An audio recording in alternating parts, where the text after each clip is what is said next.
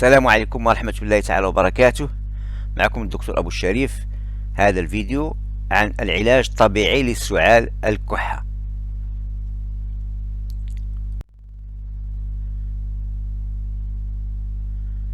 أنواع السعال: كاين السعال والكحة الجافة، هي الكحة اللي كتكون غير مصاحبة بالتنخيمة، ملي كيكح بالشرب تيخرج داك البلغم، داك المخاط. وكاين الكحة الرطبة، هي الكحة اللي كتكون مرافقة بخروج البلغم ولا داك التنخيمة، وهذا شيء مهم في العلاج خصوصا لي سيرو، لان كاين لي سيرو الخاصين بالكحة الجافة وكاين لي سيرو الخاصين بالكحة الرطبة. اذا الواحد مشى للصيدلي يشرح للصيدلي اش من نوع ديال الكحبة اللي عنده، واش جافة ولا رطبة. الوقاية من السعال خص الواحد يشرب الماء بزاف كثرة، الابتعاد عن الاشياء المثيرة للسعال بحال الغبرة، تجنب التدخين او التعرض للتدخين، ما خصوش يدخن، ما خصوش يمشي للاماكن اللي فيها الدخان بحال المقاهي، ما خصش الواحد يخالط الناس اللي مصابين بالعدوى باش ما يتصابش، يجب غسل اليدين باستمرار، ويجب تلقيح ضد الانفلونزا خصوصا بعد الصيف.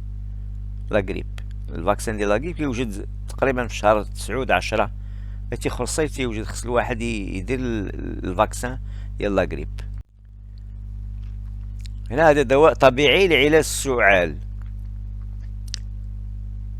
هاد الدواء، هاد السيرو كيحتوي على البابونج، كامومي، العسل والحامض. البابونج من الخاصيات ديالو تيهدن، تيساعد في التخفيف ديال السعال عن طريق التقليل من الالتهابات في القصبات الهوائية. العسل ما عندوش شي تأثير جانبي، وهو يساعد على تقليل شدة واكتراث السعال. تكرار ما تيبقاش كل ساعة يسعل، تينقص من الحدة ديال السعال، وذلك بفضل خصائصه المطهرة، تيطهر تينقي القصبات الهوائية وتا هو مضاد للالتهابات. الحامض غني بفيتامين سي، تيقوي المناعة، من الخصائص ديالو تيطهر تا هو القصبات الهوائية، تينقيهم، تيقاوم الالتهابات، وهو يساعد في محاربة السعال الناتج عن الميكروبات والفيروسات. الجرعة اليومية لدواء ناتيفلويد،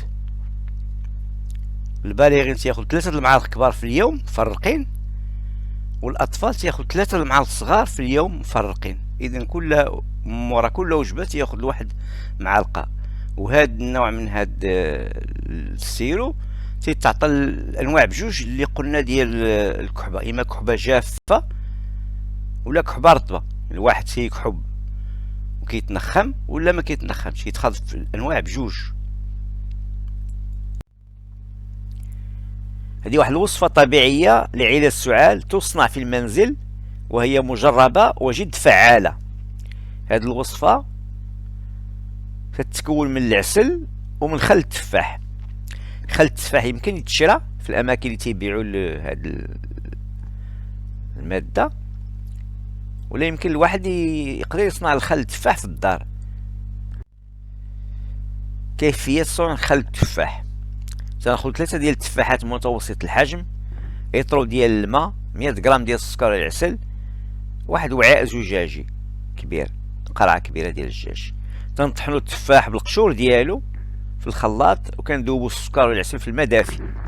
تنخلطوا التفاح والعسل ولا السكر في داك الوعاء، وتنخليهم يتخمروا في واحد المكان مظلم، الدرجه تكون في المكان على الاقل 30 درجه مئويه، وهي احسن درجه للتخمير.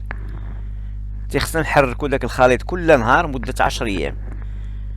بعد 10 أيام تنصفيو داك الخليط، والعصير المستخرج تنديروه في واحد القرعة ديال الدجاج وتنخليوه 60 يوم في نفس الظروف، أي في واحد الدرجة تكون على الأقل درجة ديال 30 درجة مئوية. وبعد ذلك يصبح الخل التفاح جاهز للاستهلاك والاستعمال في علاج السعال.